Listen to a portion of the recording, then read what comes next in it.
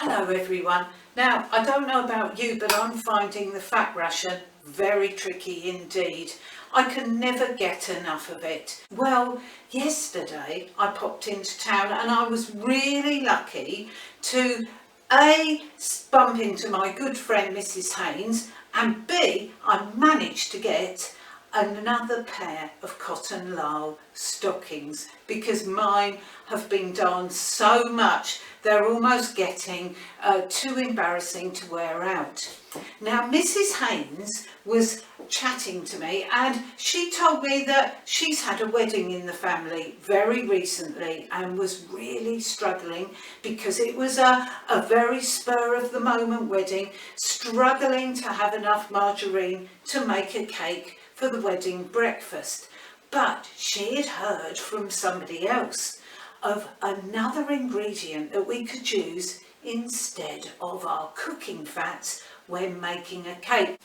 Now, being the sensible housewife that I am, I wrote it down. Now, I have heard the Ministry of Food talk about this recipe and they are discouraging us from using it, but it's been great to actually find out the exact recipe, and I'm going to give it a try, Ministry of Food or not. Now, the fat that I'm using to make this cake is that wonderful item that I'm sure you've all got in your medicine cabinets, especially if, like me, you've got granddad or an uncle living at home with you who's constantly complaining that the nerves of the war is playing havoc on his constitution and that he's struggling with constipation.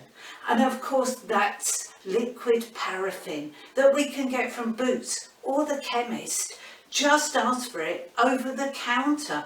Liquid paraffin, that laxative. Don't, ladies, get confused and think this is anything to do with the paraffin that you put in your Valor heaters. It's not. That's totally different.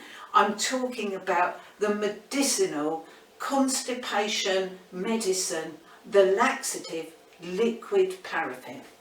So here goes. This is what I'm going to do. This is what the recipe said. First of all, I'm going to take 4 tablespoons of flour. Now, of course, since 1942, we're having to use our national wheat meal flour. So do make sure you give it a good sifting. I always do. I'm very lucky I have my wonderful American sifter from before the war that does a really good job of getting as much air into my national wheat meal flour as possible. So give that a really good sift, and then we're going to add some other dry ingredients to it. Now the recipe tells me, I'm just going to now just turn in the little bits of bran that are left at the bottom. The recipe tells me to pop in 4 teaspoons of baking powder. So I'm using my Bird's baking powder for this. Not too much, 4 level teaspoons. And then I'm also going to use some dried egg. The recipe calls for 1 tablespoon of dried egg as an egg powder. Don't reconstitute it into a liquid egg form. Just use it as a tablespoon of dried egg powder. Now give them a good mix together so that your flour, baking powder and egg are lump free. Try to knock out any of the lumps of the egg. If you've kept it stored for a while, a little bit of damp might have got in and caused it to clump together. Now I'm now going to mix in a separate bowl the other ingredients. And that is 2 level tablespoons of sugar into a separate mixing bowl. Just a small bowl would do, a pudding basin. And I'm also going to add 2 tablespoons of that liquid paraffin.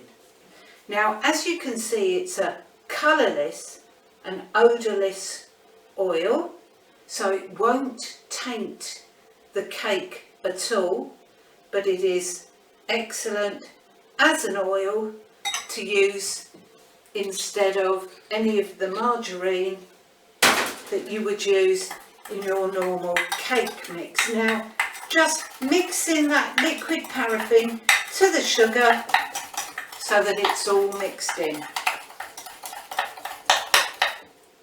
Now we're going to add the liquid paraffin and sugar mix into the dry ingredients in your bowl.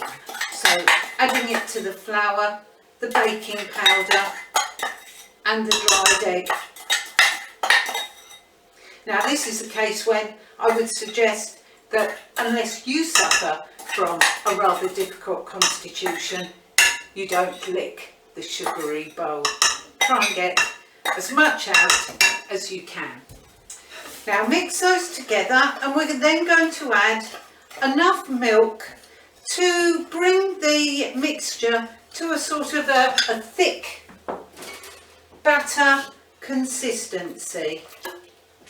Now, I often say that bottle rinsings are very good to use instead of milk, but today I'm going to use my real milk rather than rinsings because I'm a bit unsure about this recipe.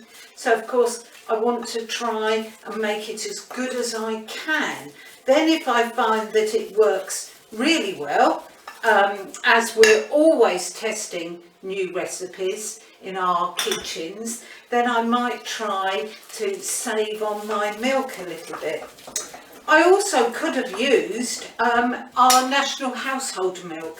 Now ladies, don't get confused with that bigger tin.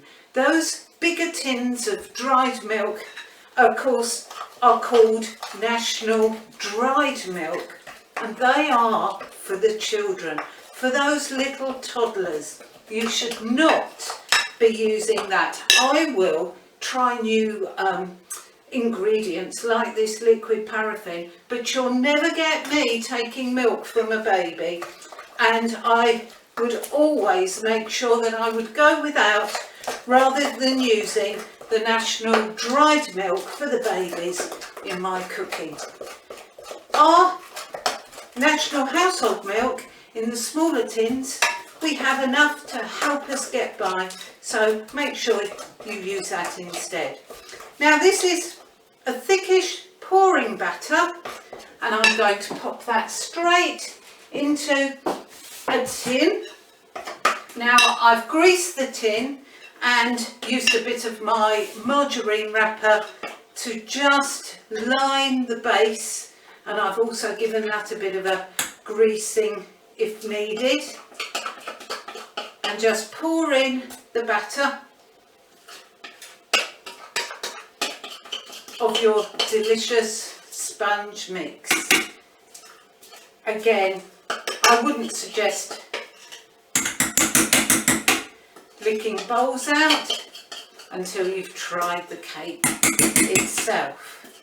Now I'm going to pop this into a moderate hot oven, gas regulo 6, and it won't take long to cook, probably just about 15 to 20 minutes, Mrs. Haynes said, so I can sit down, have a cup of tea while it's cooking.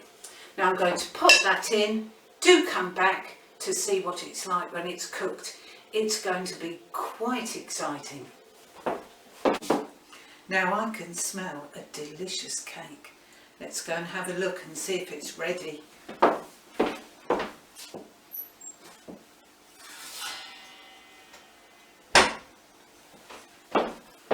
And there it is, a delicious liquid paraffin sponge cake.